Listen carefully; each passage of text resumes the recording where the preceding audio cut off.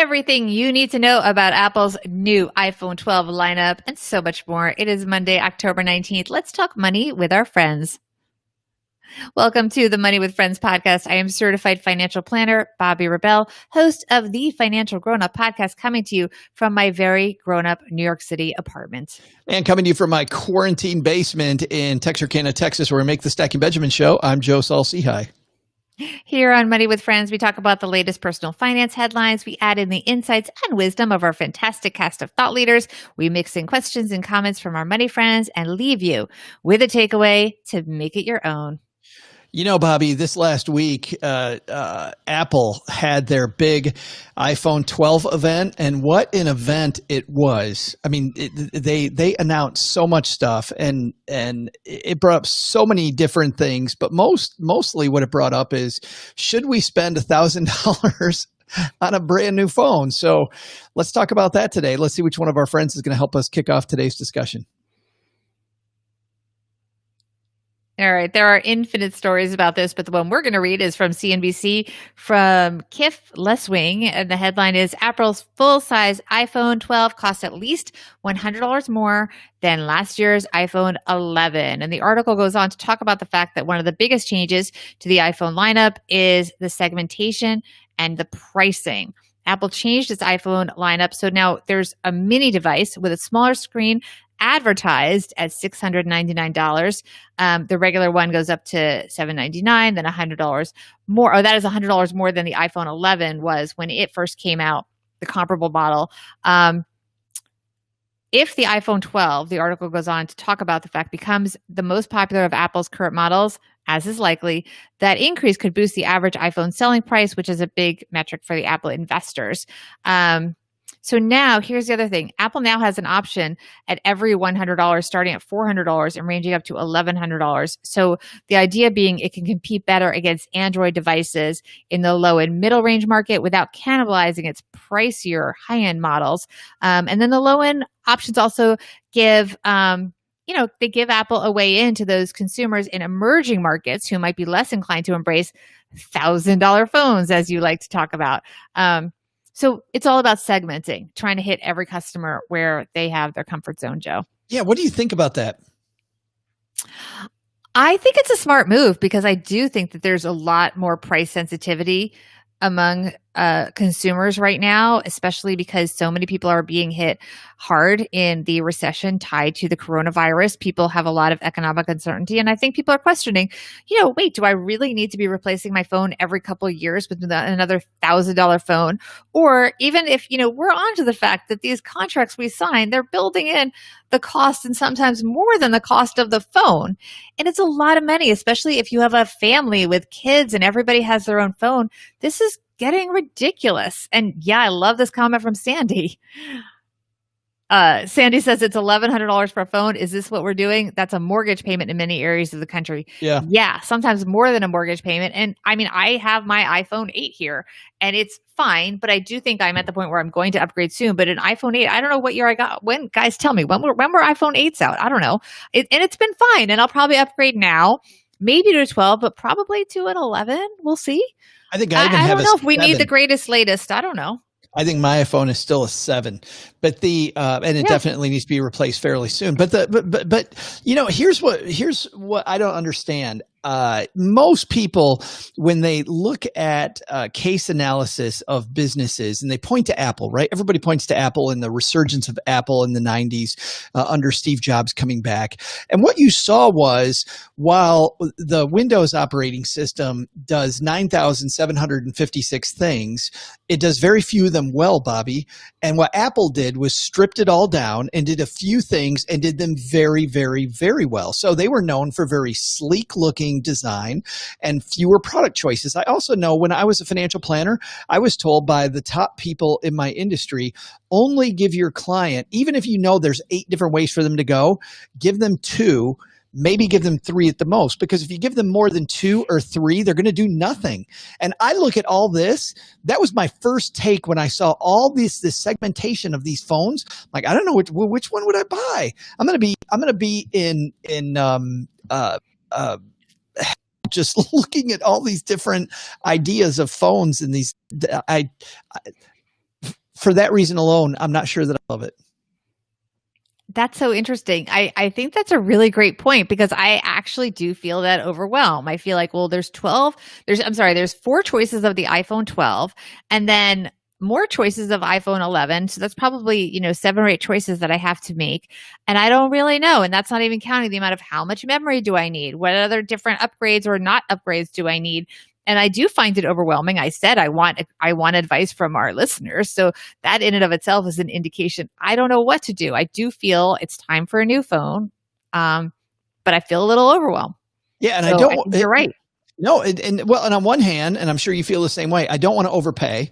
On one hand, so I think about what's the least expensive model that I can get away with, but then I look at the more expensive models and I look at the features and I go, well, am I going to use that feature? What if I don't have that and I need it later? Do I go? And I just feel I have felt like since and clearly it hasn't hurt their stock price, right? I mean, Apple's doing just fine without taking Joe's advice, but ever since Steve Jobs passed away and Tim Cook's been in charge, I feel like the product line gets more and more convoluted with more and more options and gadgets and things. And I don't know about you, but my Apple stuff works less well now than my Apple stuff did 10 years ago that I own. I still use the majority of my stuff as Apple stuff. I'm not as impressed with it now as I was before. I feel like because it does so many things, it isn't as sleek and focused as it used to be. Yeah, I mean, Adrian in our audience here is talking about the fact that there's too many choices and that becomes overwhelming. I almost feel like they're throwing spaghetti at the wall. Like, well, we'll just, try everything. Like even with the mini, it's just like, I mean, I don't even know. I don't want to go. For me, I don't want to go to an Apple store right now because of COVID. So I can't even get a sense of like, well, I don't know. I mean, do I want the mini? Could it be better to be tiny and so much more portable? And then or maybe I should get the big screen, but then maybe it's going to take up too much room in my I don't even know. It's overwhelmed. Yeah, you're right. I was on a bird watching tour around Channel Islands National Park a couple weeks ago, and a guy sitting next to me, this older gentleman, had a phenomenal camera. I don't know how many megapixels this thing had, Bobby, but he could zoom in and see just the individual leaves on a bird, or the individual feathers on a bird that was maybe 100 yards from the boat. I mean, his camera was my point is he could afford more expensive stuff. Late in the tour, he took out his phone and he flipped it open. He still had a flip phone. And I thought, that's amazing. That guy, I want to be that guy because I feel like I'm constantly flipping through my phone, looking at 75 different apps. Man, if I could just go back to the day when I just flipped it open and made a call or, press 3 times to get my letter C, twice to get my letter E. Yeah. Remember that? That'd be great. Yeah, I definitely feel overwhelmed with so much technology. So it's definitely something to be thinking about. We have Claudia here in the audience. I just missed the comment because it slips away from me. Here it is right here. She says, I had an iPhone 7, recently upgraded to 11, and so glad I did because of the battery life and storage space. It's so fast too. Yeah, if you're going to use the apps, Claudia, I think that makes sense. So it is a cost benefit thing. Money Poll says, I have a 4-year-old iPhone SE, still works great. I keep dropping it, but it won't break. Yeah, that's funny. My phone, I think, is 5 years old. I think my 7 is 5 years old, maybe even older, but it keeps going, Bobby. So why? My 8 is having some problems. So storage, I think storage and battery. I think there's so much cost benefit analysis though to do before you look at the new phones. I don't know. Where do you come down on when's the right time to upgrade your phone? I think you have to look at your needs. I mean, look, people, do you need such a good camera? Most of us don't, but I think the battery and the storage, as we start using them more, I mean, they're really mini computers. So you have to look at how you're using it. I mean, we do this show through a computer. And when I went to buy I do have an Apple Mac Pro, I took that into consideration that my computer was really having trouble keeping up my old one. And so I really did go all out when I went to buy this one because I knew that we would be doing broadcasting. Yeah. On this. So you have to look at what you need. Most of us don't need that much though. No, that's a good point. I think a lot of people, I see some really, really flexible phones that have a lot of bells and whistles, and people aren't using 1/10 of the features that they have on that phone. Hey, in just a second, Bobbi and I are going to have our takeaway from today's discussion about the iPhone, the new iPhone coming out. But first, want to say a big thank you to everybody who's used our links when they've checked out Tiller Money. Tiller helps me keep my financial life on course. I can easily track my money over time. I always know what's safe to spend and confidently plan for the future with spreadsheets automated by Tiller Money. G Suite Marketplace gives it 5 stars and says it's an amazing tool for those that want automation with the flexibility of spreadsheets. Because it's built on spreadsheets, you can keep a clear view of your finances with everything in one place. You save time with reliable automated bank feeds. It eliminates repetitive data entry and logging into multiple accounts so you can manage your money in a spreadsheet 10 times faster. Check it out at tillerhq.com/MWF. You'll get a free 30-day trial, and you'll also help the show at the same time by telling them that we sent you. So thanks to everybody who's done that. Bobbi, what's your takeaway from today's discussion? I am changing my takeaway based on something you said that I think is so important that we haven't really honed in on. And that is whatever model you get, and hopefully I'll probably be buying an 11 or a 12, and I'll probably figure out the costs and getting the most memory. That's a big thing for me.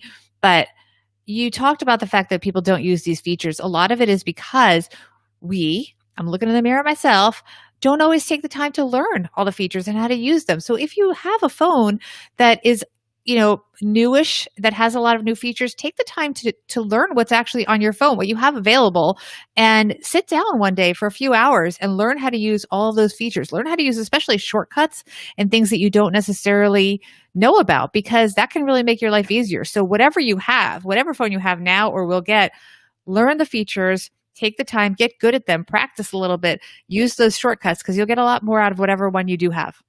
Yeah, and I think you make a good point there, though, about where to start early on in that discussion, Bobbi. Start with what you need first, and then look for a product to meet it. I feel like this is a lot like the life insurance discussion, right?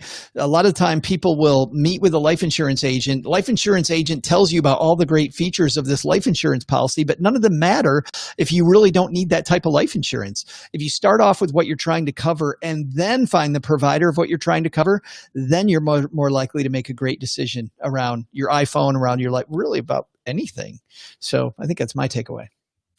Very well said. I think that's so important too. Well, thank you. Hey, coming up in the next couple days, you have Amy E. Goodman, but you're probably going to be posting some polls for those on Instagram. How do people participate? At Money Friends Pod on Instagram. That is also our handle on Twitter. Stay close to the stories, because then you can participate in our polls and our questions and possibly get a shout out on the show. Big thanks to everybody who's left us a review of the show, by the way. Fan Mom of 4 gives us 5 stars. Thank you very much, Fan Mom. Smart Fun Podcast, about 20 minutes. Bobbi and Joe and guests cover recent financial headlines without the annoying trivia of the mother show, Stacking Benjamins. Just kidding. Just kidding. I love the trivia on Stacking Benjamins. So thank you, Fan Mom. Fan Mom shares my sense of humor. You got to rip Joe while you give us 5 stars. So thank you very much, Fan Mom. Oh, wait, I forgot. I want to give a little shout out to the folks at the NBC affiliate in Orlando, WESH. I was on there this morning, the morning that we were recording this, and we were talking about relationships and how to adjust your household, downsizing incomes during the period of coronavirus. I spoke with Jasmine. She's wonderful. So hi, everyone in Orlando, and thanks for having me. That's awesome. That's got to be fun to make your way virtually around the country too. Yeah, we do a lot of live local news interviews these days about different coronavirus economic related topics. So hopefully I'll come to a town near our listeners. Bobbi's up tomorrow. Say hi if you see me on local news. Bobbi's up tomorrow with Amy E. Goodman. I'll see you again myself in a couple days. We'll see you next time at Money with Friends. Bye-bye.